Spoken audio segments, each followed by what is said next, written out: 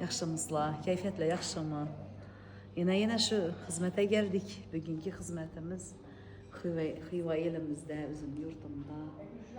Gülbahar canım bilen, yine hacenemizde, çıraylı xanadanlarındamız. Bizəni güzətib barınla, sağ olunla. Sağ ol. Yaxşımızla, ama Əcələ yaxşımısınız. Toyla mübarək olsun. Vaxtla boğayla ilayım. Sağ salamat boğaysız. Bizənəm yetiriyək əcələ. Rahmet ilayim. Sağ ol boğaysız. Ama sen gəldiniz. Rahmet hava, yaxşı, rahmet. Hara min çarçam yetmişsiniz.